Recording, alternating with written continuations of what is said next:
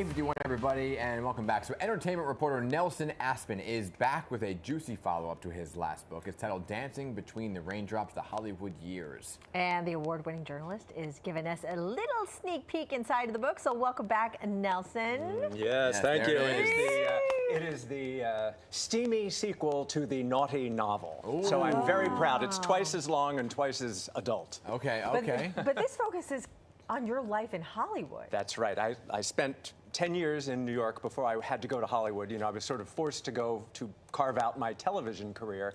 And I spent 22 years there, which I say is less time than if you committed murder. You know, I was sentenced to less time. But eventually I was able to get back here to New York and live happily ever after. Yeah. But Los Angeles gave me my career, and it had a unique place in show business history, especially for me in my reporting. Let's talk about this book. It says based on actual events, so how much of it's actually true? I would say it's about 95% true, only because, you know, I can't remember every little detail, and I don't want to mess anything up. So I've consolidated some characters, I've shuffled around a few events, and I've changed some names to protect the not so innocent.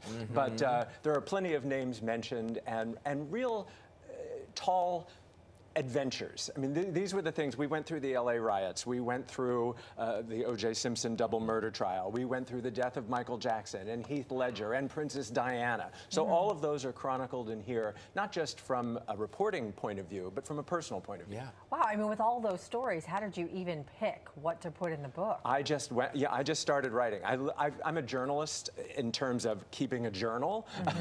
So I went through all the old diaries. Plus, I'm a runner. I'm a marathon runner. So I keep very accurate mileage tallies, and going through my old runner journals, I was able to go, okay, January of 1997, this is where I was. You know, so I was able to go through and chronicle. Yeah, I'm not a little OCD. Can you give us a steamy nugget? Like a little taste of what we can experience? Well, I mean, for example, I was on the air.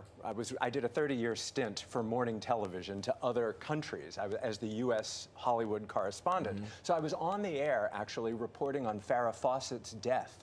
When I got the word in my ear, stop talking about Farrah Fawcett, Michael Jackson has died. Michael Jackson is in an ambulance. Oh, wow. And I ended up sitting on the air for 7 hours reporting on the developing story of Michael Jackson. And then I spent the next year of my life on the road between his Bel Air mansion, downtown LA courthouse for the trial of the doctor, the funeral at Staples Center in Forest Lawn, going up to Neverland Ranch. I mean, that was a year of my life, Michael Jackson. And people don't think about that when they turn on the TV and see a news story.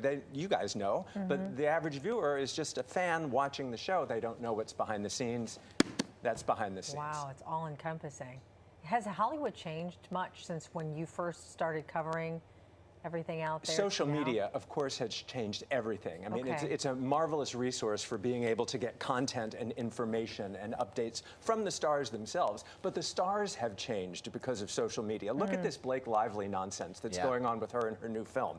And the he said, she said, and what's right and what's wrong. And you're instantly judged in a nanosecond by your social media. That's why I like looking at our social media. You know, nothing too sordid there. But yeah, that has changed the way we report. And Matthew Perry's death recently is an interesting example because there were arrests made immediately. The story got very hot, and then now we're done. We've moved on to the next thing, as opposed to a Michael Jackson or a Heath Ledger that went on for months and months and months. You're not doing a traditional book signing. You're doing something more fun. I like a little cocktail at the end of the day. That too. Yeah. So I'm going to call them Hollywood Happy Hours, and starting tomorrow at Alligator Pear, which is a wonderful restaurant in Midtown, from 5 to 7, come get a copy of the book. Signed copies make great gifts. And have a beverage, and you know we'll dish a little gossip. And I'll be doing one of these Hollywood Happy Hours around Manhattan once a week for the next 4 weeks. Harlem, Upper West Side, Midtown, everything's on my Instagram. We've got all the information starting tomorrow. Well, I can't wait to see where your next book will take us. Oh, well, somebody's got to live happily ever after. The gossip of the news business. Thanks, Nelson. Good stuff.